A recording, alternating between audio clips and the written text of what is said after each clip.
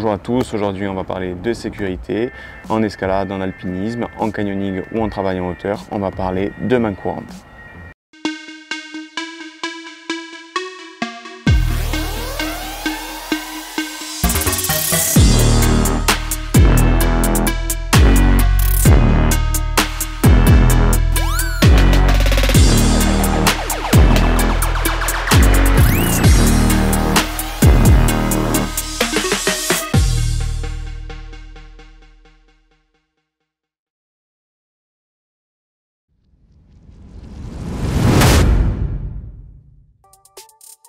La main courante, il s'agit tout simplement d'une corde fixe sur plusieurs points qui va nous permettre, suivant l'activité, que ce soit le canyoning, l'escalade, l'alpinisme ou encore le travail en hauteur, qui va nous permettre de rester en sécurité et d'éviter toute chute importante. On va être relié à elle grâce à notre baudrier et une longe. Quelques détails à savoir sur la main courante avant de commencer. Pour être vraiment en sécurité, on va privilégier une corde statique ou semi-statique qui va nous permettre donc d'avoir vraiment aucune élasticité sur la corde lorsque l'on travaille en bordure de hauteur.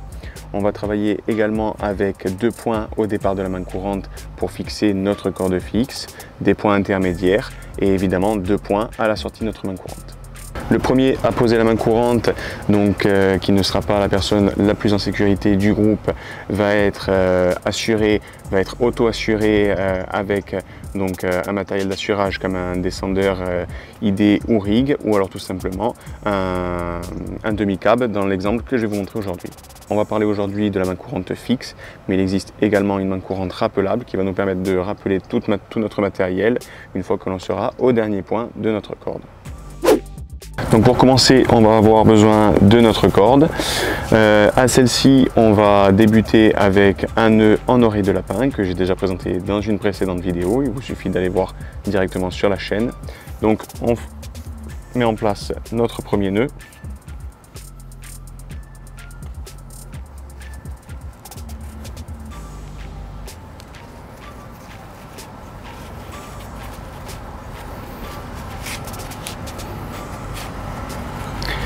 Et on va pouvoir le fixer sur nos 2 premiers points.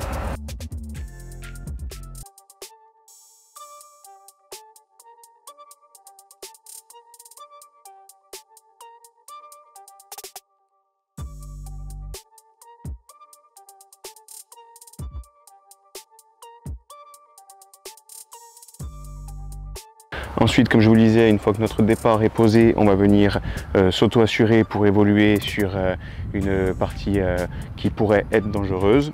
Donc, comme je vous le disais, soit un assureur comme un ID ou un rig, soit tout simplement un demi-cab lorsque l'on travaille léger.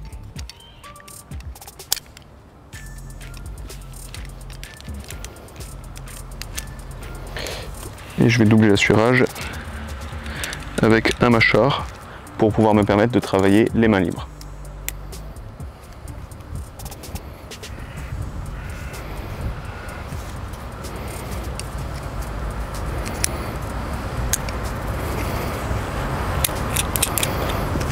De cette façon, donc, je peux évoluer en sécurité. Si je chute, je chuterai seulement de la longueur de la corde et ce jusqu'au prochain point. Ensuite, donc les points intermédiaires, on va venir les positionner en fonction de notre risque de chute par rapport à la bordure ou tout simplement au danger. On va venir positionner ces points donc sur des points fixes prédéfinis et préconçus comme ceci, par exemple les goujons ou les spits, ou encore on pourra utiliser des coinceurs ou des anneaux cousus en fonction de votre travail sur le terrain. Donc à ce niveau-là, on va venir positionner un mousqueton et là on va avoir 2 possibilités. Première possibilité, on va utiliser un nœud de cabestan. Donc,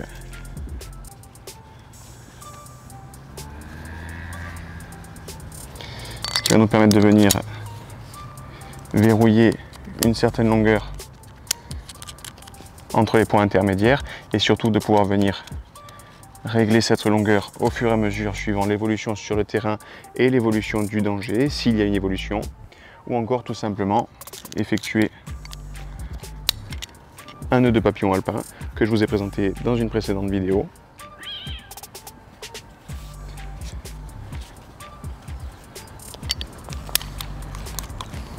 où il faudra tout de même bien vérifier la longueur entre les points, car là, le nœud n'est pas modifiable, surtout n'est pas réglable en fonction du suivant nœud que l'on aura posé.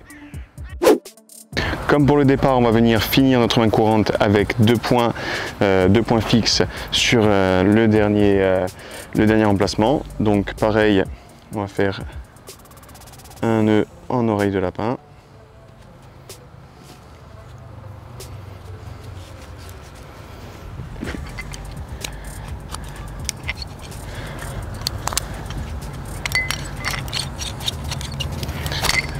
On vient verrouiller.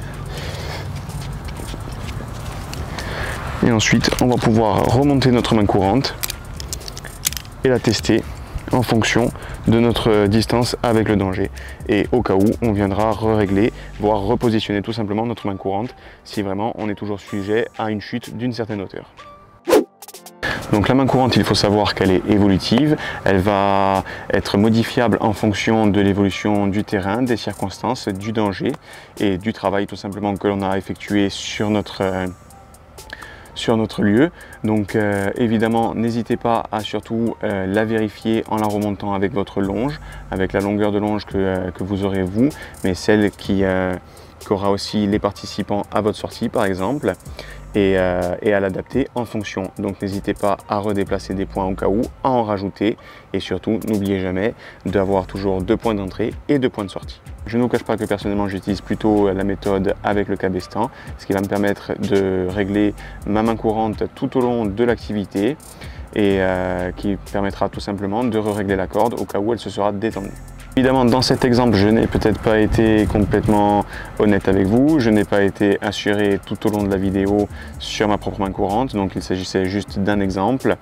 Je ne vous cache pas qu'il faut être toujours assuré, avoir toujours donc un assureur au niveau du baudrier et toujours sur la main courante, et de prendre le mou en fonction de la distance que l'on aura besoin pour placer le point futur. Ne jamais se désencorder, et une fois que nos 2 derniers points, donc notre fin de main courante est placée, on va venir s'encorder sur cette main courante avec notre longe et être donc toujours en sécurité.